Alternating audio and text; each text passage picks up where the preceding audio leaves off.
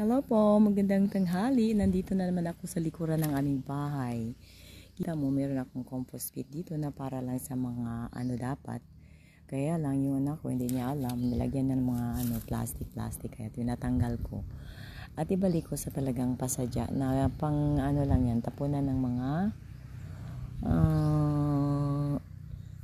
kanang ba yun, yung mga isda, mga asang ng isda, yung mabubulok.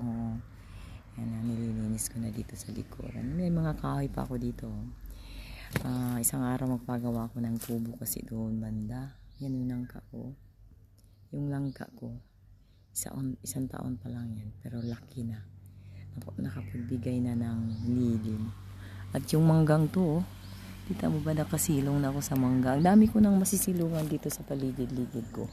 Dito yung boundary namin. Sa kabila niyan yung mga sagingan.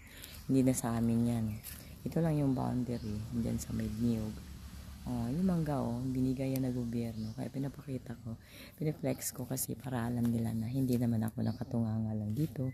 Na wala naman akong ginagawa. Marami pa sanang maitanim dito. Kaya lang ako lang mag-isa, no? Yung anak ko hindi naman siya sanay na mag-farming, kaya dito ako paikot-ikot sa paligid para naman di kailangan lang kasi din natin yung sikat ng araw. Pero ngayon, alam niyo ba kung anong oras ngayon?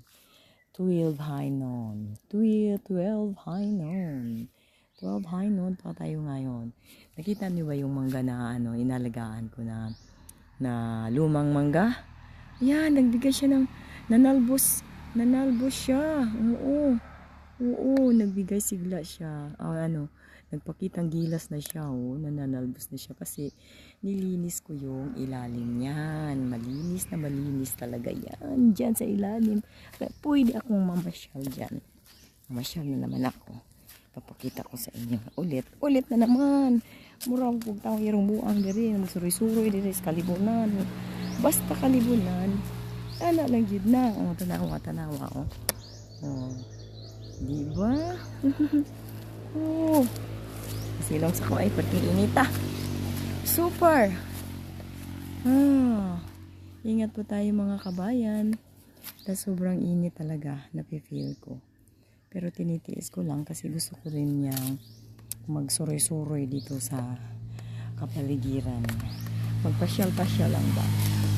May tanlad naman ako dito. Next ko tanlad ko. Tsaka yung malunggay. Tuna, excuse me. Ayan tuloy. Tapos kikita mo yung ko. Puno ng akasya. May bayabas pa ako dito. Bayabas. Pero hindi man. Ayan. Tingnan mo. Grabe lilim, no? Diba? Naku, sobra. Kaya, thank you for watching.